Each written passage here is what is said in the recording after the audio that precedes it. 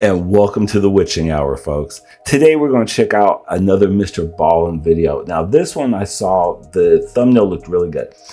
The title looked even better. The Valley of Headless Men.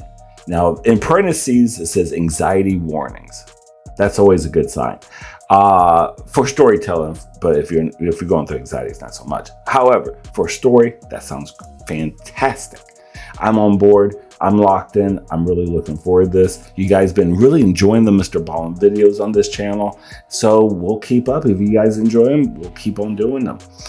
So let's get right into this. Further ado, I'll leave the link for, of course, Mr. Ballen on the description down below, so you can check out his channel, become a subscriber. If you haven't already, if you're watching these reaction videos, what are you doing? But anyway, let's check this out. Here we go. Go in the woods type of story. But before we get into today's story, if you're a fan of the strange, dark, and mysterious delivered in story format, then you've come to the right place, because that's all we do, and we upload 2 or 3 times every week. So if that's of interest to you, please invite the like button over to your kid's birthday party and then ask them if they want to hit the piñata. When they say yes, put their blindfold on and then replace the piñata with a beehive. Also, please subscribe to our channel and turn on all notifications so you don't miss any of our weekly uploads. All right, let's get into today's story.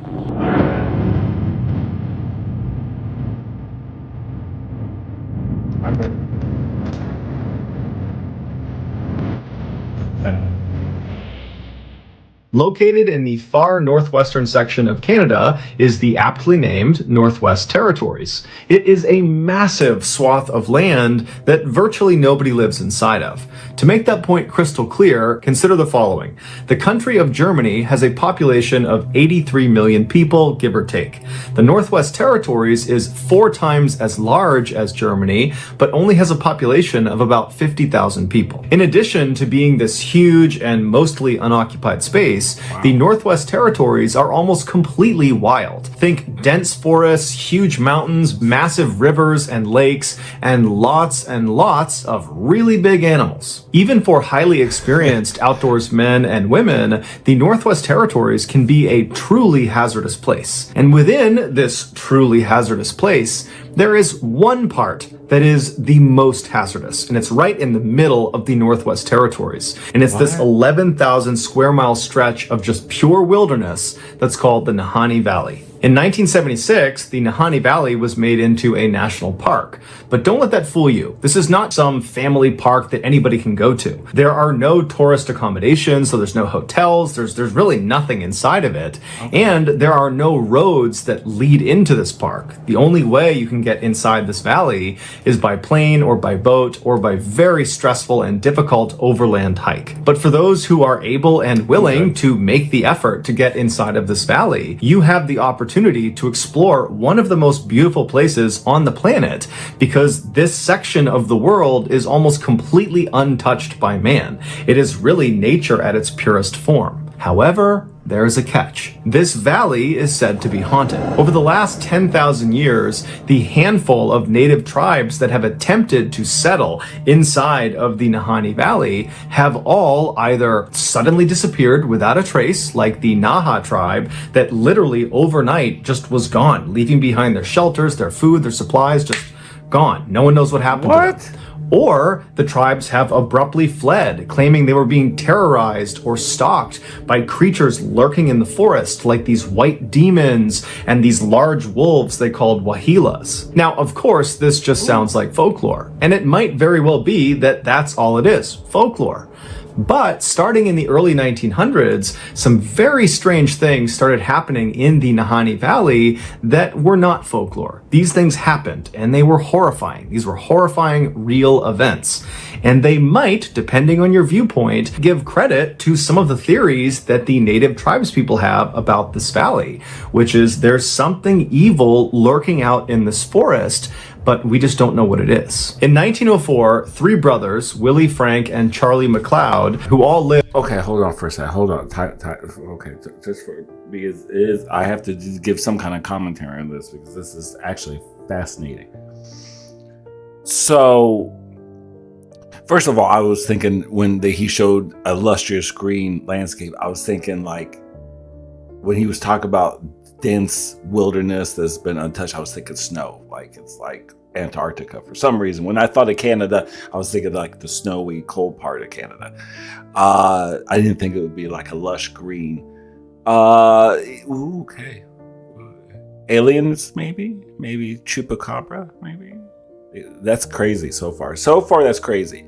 Yeah, you have to listen to the Native Americans. Native Americans usually know how to listen to the land.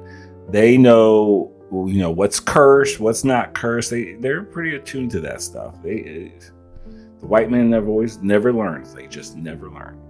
Lived in the Northwest Territories decided they wanted to go looking for gold in the Nahanni Valley. They figured because so few people had ever been inside of this valley that if there was gold to be found, then certainly it had not been found yet. And so after a very long and arduous journey using sled dogs and trains and homemade boats, they finally slipped into the valley and found themselves on what's called the Flat River, which runs right through the center of the Nahanni Valley. Now, the Flat River is kind of ironically named because it's anything but flat. It's actually more like a rapid at certain points.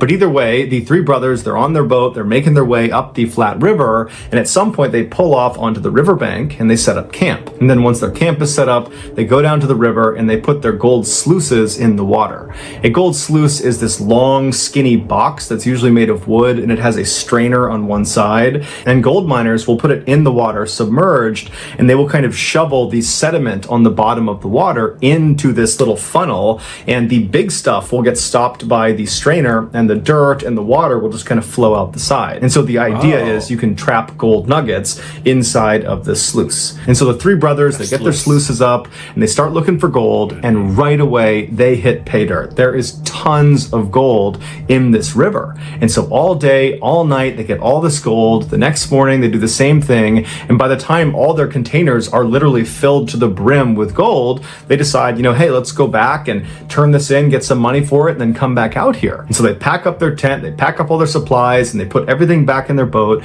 They get out onto Flat River, and at some point, very early on in their journey back, the boat capsizes, and the boat actually breaks apart from the strength of the rapids of Flat River. And so the boat actually just sinks, and much of their supplies sink, including all of their gold. But the three brothers are able to grab some of their supplies, like their rifle and some lumber, and some of their mining supplies, and they swim it all to shore. They catch their breath. They're totally devastated at the loss of the gold, but they're alive. They have enough supplies to survive. And so they figure all they can do is... The river did not want them, that area did not want them to leave with that gold. They're like, no. How convenient that the little canoe just breaks apart right there. There's some energies out there in the world that it's unexplainable. I don't know.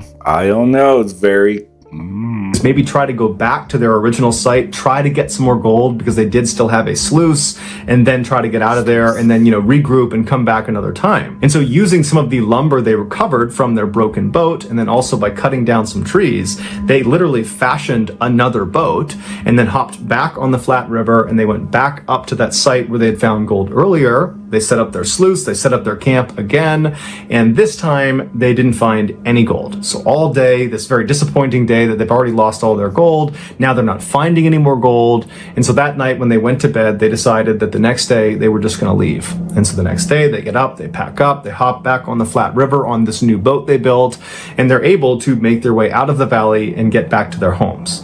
As soon as they get back home, the two younger brothers, Willie and Frank, start talking about how they want to go back into Nahanni Valley and go get more gold, because now they know there's gold out there. It's not a question, yeah, we didn't find it that second time, but we know it's out there. Charlie, the older brother, he wanted to get the gold, but he felt like, hey, that was a close call with the boat flipping over. I don't know if it's a good idea, so I'm actually not going to go. You guys can go. I'm going to stay.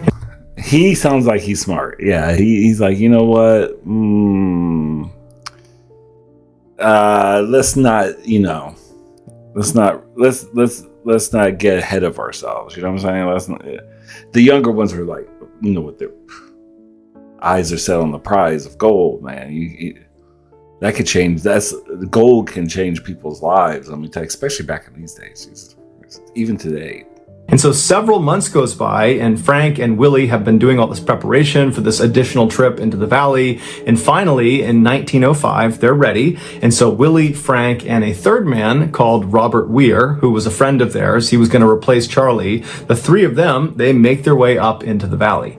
Now, they didn't tell anyone how long they were going to be gone for. And so when they didn't send any word and no one had heard from them in weeks, Charlie was actually not that concerned, because he knew there was lots of gold to be had out in the Nahanni Valley. And so he figured they must have struck it rich, and now they've decided to live out there long term, or at least maybe through the summer or maybe the next year. And so he wasn't concerned, and because he wasn't concerned, nobody else was concerned about these three men. And so weeks turned into months, turned into a year, and still no one's heard from these three men. No one's heard from Willie, Frank, or from Robert. But still, Charlie maintains that nothing can be wrong, because there's three of them out there. They're incredibly experienced. There is a ton of gold out there. I'm sure they're just killing it, and they're just acquiring all this gold, and we're going to see them in the next couple of months maybe, and everything's going to be just fine. But a whole other year would go by. So they've been out there for 2 years, and no one has heard from them. And at this point, Charlie thinks to himself, okay,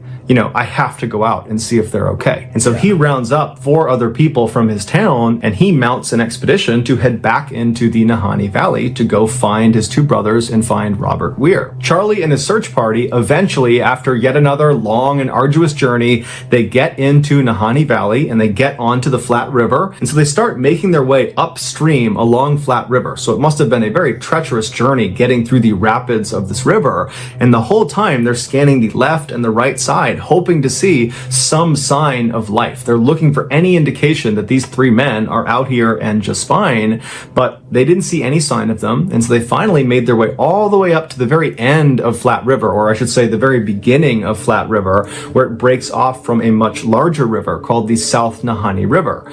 And once they turned onto the South Nahanni River, they began going downstream. And again, they're looking on either side for any sign of these 3 men. There's no sign of them. And then the river they're on takes a very sharp turn. It's actually called the Big Bend, and it's about a 45-degree turn. And as soon as you make that turn, it dumps you into this 10-mile stretch of river called Second Canyon. Now, along South Nahanni River, which is about 350 miles long, there are these 4 canyons that the water passes through. And they're labeled 4th Canyon, 3rd Canyon, 2nd Canyon, and 1st Canyon. And these canyons are massive. These sheer cliffs on either side of the river shoot up to 3,000 feet above the water. And in some parts, the water is actually just as deep, thousands of feet deep. And Second Canyon is unique because the cliff faces are as sheer as you're going to get. And the cliff faces almost butt up exactly up against the water. So there's really very little shoreline on either side. So once you're in this 10-mile stretch, you're basically boxed in. You have thousands of feet of water below you. You have these massive cliffs on either side, and there's really nowhere to go. You need to get through this section of the river before you can effectively get onto the shoreline and take a break from being in your boat. And along these cliffs are these openings you see high up all over the cliffs on both sides that are openings to these massive cave systems inside of these thousands of feet tall cliffs. And because of how difficult it is to not only get to Nahanni Valley, but also to get up to these different cave openings, nobody's gone inside of them. We don't know what's inside of these caves, save for the few that are down low enough that people can explore. So as you're passing through Second Canyon, it's almost like you're being watched because there's all these openings, but you can't see into them, and you're just forced to go down this 10-mile stretch, and you can't really go anywhere, and whatever's watching you, it's watching you. As soon as Charlie and his search party entered into Second Canyon, it would have immediately gotten darker, because that's another part of being in Second Canyon. These huge cliff walls of this canyon obscure the sunlight, and so they would have entered into this canyon, it would have gotten darker, and it's very windy inside of Second Canyon. So the winds would have picked up, so it's dark, very strange setting for them to be in, and they would have been looking on either side at these little strips of shoreline on either side, barely big enough for a boat to be. They would have been looking for any sign of life, but they didn't see anything. As they're making their way down this 10-mile stretch, as they're getting closer and closer to actually entering into First Canyon, Jesus, I couldn't stand being in a little rickety boat on a choppy water. First of all, the poor people around me, I'd probably be vomiting all over them. It'd just be vomit all in the boat. It'd be gross. Oh my God. And then try to like scan while you're just trying to make sure you're like traversing the, oh my God, wow, oh my God.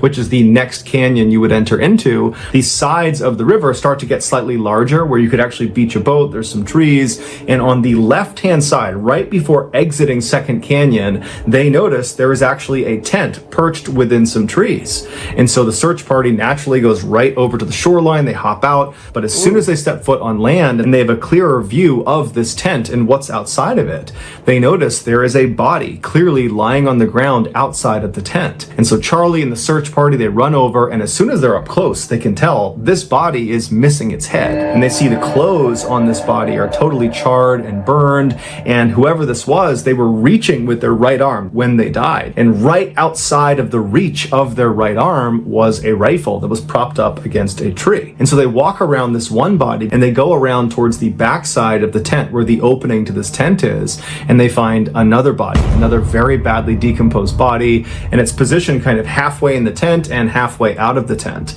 And there's a blanket kind of partially obscuring this person's body. And when they move the blanket, they see this body too is missing its head. So Charlie and the search party, they continue to search around the camp in hopes of finding the heads of these two people to try to figure out who they are.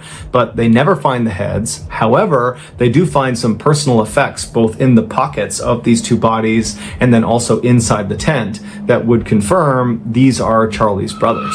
As for the third man that had been with them, Robert Weir, he was not at the campsite. And in fact, he would never actually be found officially. However, a little ways down the river, another partial skeleton would be found several months later that was attributed to Robert. However, that was not 100% confirmed to be Robert. The only other interesting thing that was found at this campsite was a carving in a nearby tree. And it just said, "We have found a fine prospect," indicating that Charlie's brothers had found gold. But there was no gold either on them or in their camp or in the river nearby. Nothing. There was no gold. Charlie and his search party would leave the valley and get in touch with the mounted police, who would come out to the site where the brothers had been found. They would launch an investigation, and ultimately they would come to the conclusion that all three of these men, the two brothers and Robert, had starved to death. And then after they had perished, animals had taken them off, which is why Robert was found so far away and why the skulls were missing from the two brothers. Now, Charlie did not believe that. He believed they had been attacked by native tribes in the area, but the police were not buying that. They said this was a natural thing, this was an accident, and so that's that. When the story of these two decapitated men made the news, people went crazy about this. People were very divided about what they thought really happened. There was a percentage of people that believed that partial skeleton that was found, that was not Robert Weir. He had not died. He had murdered the two brothers, decapitated them, and then made off with their gold. The other percentage of people believed that all three men, the two brothers and Robert, had been attacked by a person, a group of people, an animal, a creature, something. There was some sort of attack. And that's why the two brothers were in those positions that indicated they had encountered something horrifying, with one brother reaching for the gun and the other appearing to have leapt from his bed before he ultimately died. But regardless of which side you fell on, pretty much everybody at the time who heard about the story became terrified of the Nahanni Valley. Specifically, they became terrified of that stretch in Second Canyon where the two brothers had been found. And so actually that stretch got renamed the Headless Valley, and from that point forward, that's all it was known as. And so even though there were obvious gold prospects in the Headless Valley and all along the South Nahanni River and the Flat River, people after this story broke were just not prepared to risk going in there and potentially becoming another victim. And so people kind of stayed away from Nahanni Valley. 8 years later, though, in 1913, a gold prospector named Martin Jorgensen decided, you know what, I'm not going to let some scary stories about some headless men and, ghosts and killers on the loose. I'm not going to let any of that get in the way of me taking gold out of Nahanni Valley. So all on his own, Martin makes the arduous trek inside of Nahanni Valley. He makes his way up up Flat River, and he finally finds a spot about 70 miles upstream of where Headless Valley was, and he actually built a one-room cabin because he was going to stay there through the winter, and then the plan was he would meet up with his partners the following summer. And so right after he got there, he set up his sluices and he started mining for gold, and apparently he found a lot of it because he sent word back to his partners outside of the valley that he had made it rich. And so his partners were really excited to meet up with him the following summer and see how much he got, because they planned on going back into the valley with him that summer. So that summer rolls around, his partners go to the meeting spot right outside the valley, but Martin doesn't show up. And so his partners, they stay outside at this meeting space for several days until finally, when he doesn't show up, they decide, we have to go in there and see if he is okay, because at this point he should have been here. There's no excuse. And so they end up going into the Nahanni Valley. They make their way up Flat River, and they go roughly to the area where they knew he was staying based on the message he had sent earlier. He had described where he was staying, and they actually found his cabin. Or I should say they found what was left of his cabin. His cabin had been completely torched, burned to the ground, and laying on the ground next to the burned out cabin was the burned out remains of another headless corpse. And this corpse belonged to Martin Jorgensen. The police did a thorough investigation, but they were never able to determine what actually killed him. The police did not connect Martin's death with the two McLeod brothers' deaths, even though they were all decapitated. They were in roughly the same area, and it happened within a few years of each other, and they looked very, very similar. Even though that all was true, the police said, nope, these are totally separate. Martin died for some reason, and then animals took parts of him away, and that's why his skull is missing. Martin's skull was never located, and the gold that Martin claimed to have struck it rich with was also not at the cabin, not on him. There was no gold anywhere in the vicinity. When Martin's death made the news, people went crazy, and despite the police assuring everyone that his death was not connected to the McLeod brothers' deaths, even though the police were saying that, the public didn't see it that way.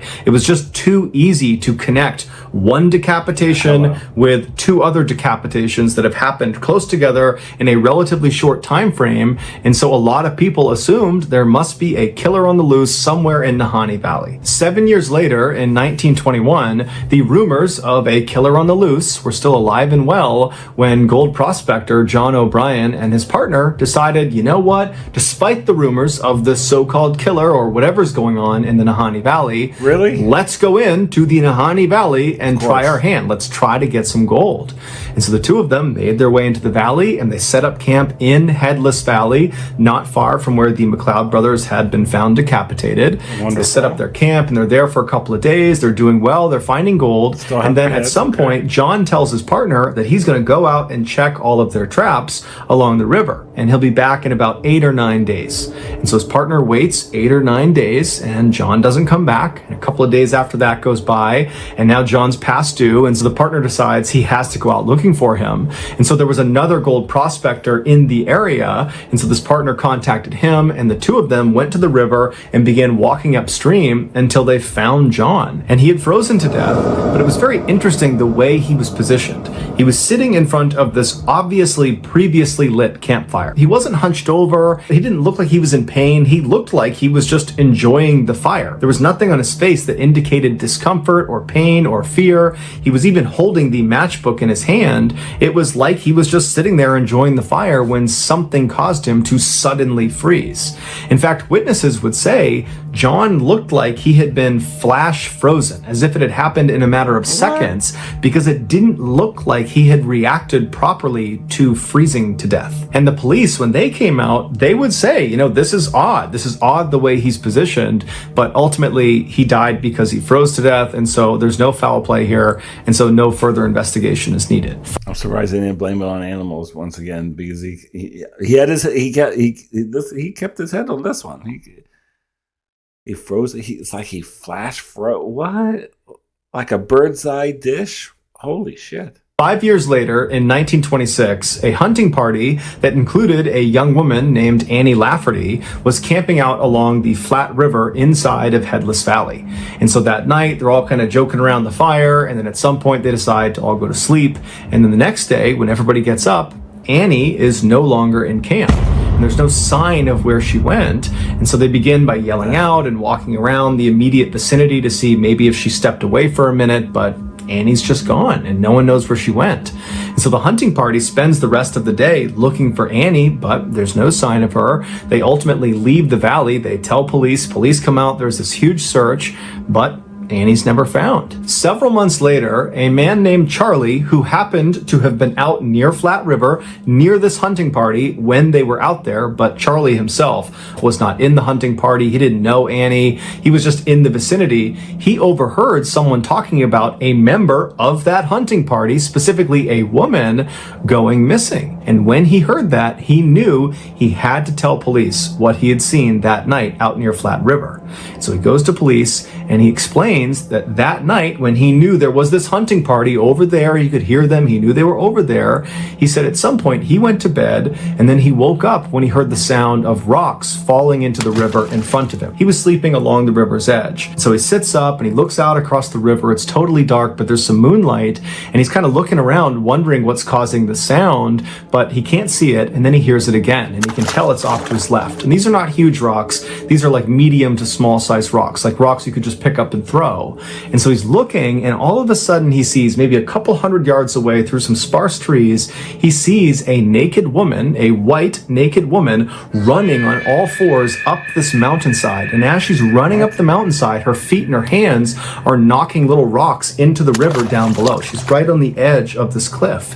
And as she's running up this hill, she stops and she turns, and he gets a good look at her face. And Charlie would say he was so taken aback by her face. It looked like she was possessed. There was something wrong with her face. And so Charlie instinctively ducked down and chose not to follow her, even though he knew anybody running naked anywhere in the wilds is doomed. But he felt like he could not go near this woman. There was something wrong with this woman. And so the police, they take this story down and they say, hey, this is what Annie looked like. And Charlie would say, I think that's her. I think that matches her description.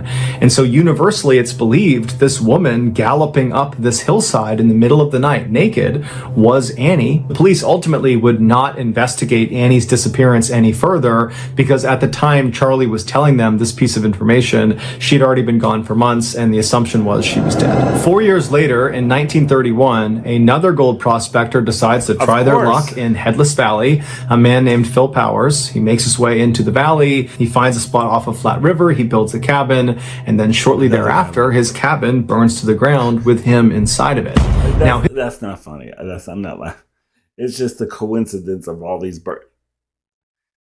Didn't they say there's tribes that live in this little area, and natives that live in this area?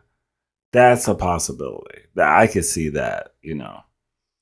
They don't want, outsiders coming in and thinking that they can start colonizing, you know what I'm saying? His skeleton was intact, but the strange thing about his death is based on the origin of the fire, which would have been on the roof. He should have had an opportunity to climb out of the cabin before it burned down, giving rise to the theory that he was actually dead before the fire started. However, the police said this was an accident caused by Phil doing something with the stovepipe that led to it catching on fire, and this was just all one big accident. But the vast majority of people that have followed along to this point with all of these strange deaths, they were just not buying it. 5 years later, in 1936, two more gold prospectors, William Epler and Joseph Mulholland, they entered the Headless Valley to try their luck, and shortly after arriving and getting set up, they went missing. A search party came out to look for them, and they found their cabin, and just like Phil Powers, it had burned to the ground, but William and Joseph were not in the ashes. They were not anywhere nearby. In fact, they were never found. No one has any idea what happened to them, and no one knows what caused the fire. Later, in 1945, yet another gold prospector named Ernest Savard entered the Headless Valley to go looking. They should have a memorial in front of this thing. How many names have we heard? It's about baker's dozen worth of names so far. They should have like a memorial board of that's a great way to warn people. Are you sure these are the poor souls that never made it out of here? You see all these people? It's like a platoon of people. Are you sure? For gold. And then when he did not leave the valley for an intended rendezvous with some of his partners went looking for him, and they would find him inside of his sleeping bag, laying down, decapitated right along the Flat River inside of the Headless Valley. And so the police would come out, they would do an investigation, and they would call this an accident where, he starved to death or he died of hypothermia. And then after he was dead, animals must have come in and removed his skull, and that's why we can't find it. And so the police did not, at least not publicly, connect his death to all of the other decapitations in that small area. 1 year later, in 1946, another gold miner named John Patterson went into Headless Valley, and he went missing. And so a search party went in looking for him, and John would never be found.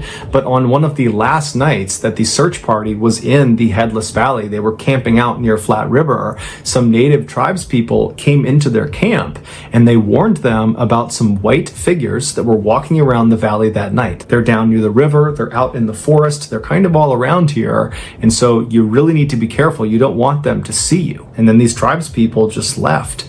And so the search party is absolutely horrified. They know about the rumors of this place. They're out here looking for someone that's gone missing in this place. And all night, all they hear are distant howls and screams that they hadn't heard in the previous nights. They're hearing these wailing sounds coming from all around them, like these things that are out there were intentionally trying to scare them to get them to leave. It felt like they were not supposed to be there. The next day, first thing when they got up and they left, the leader of that search party would say he just felt like the whole valley was totally sinister, and that constant wailing they heard the night before, he said he will never forget. From the mid-1940s onward, there have been far less strange incidents reported inside of Nahanni Valley, but one could attribute that to the fact that far less people have been going into Nahanni Valley ever since the 1940s. And in recent times, huge segments of the park have been permanently closed. The park has said the reason they're doing that is to protect that segment of the park. But other people have speculated that at least part of the reason why they're closing these segments, many of which are right near the Headless Valley, is because they're trying to protect people from getting anywhere near whatever it is that's lurking inside of that park. But regardless, it is still a fact that over the last century, there have been dozens and dozens and dozens of people that have either gone missing or who have died under very mysterious circumstances inside of this valley. And the truth is, nobody knows why. So that's going to do it, guys. I think those, they could be skinwalkers. These white entities, they could be skinwalkers. That could be skinwalkers protecting the land, protecting that gold. They want that gold. They don't want all you freaking people, outsiders, taking their gold. Are you out of your mind? They've had generations to protect that gold. That's crazy, though. That's crazy. But there was a lot of people. There was a lot of people who lost their lives over there in that area. And Brokeback Mountain. Good Lord. Headless Valley, I mean. A lot of different stuff going on in Brokeback Mountain. Anyway, this was really good. I really enjoy these. I really do. It's just fascinating to me. It's just, the unusual and you just don't know, it's just the mystery of it all. It's just the mystery of it.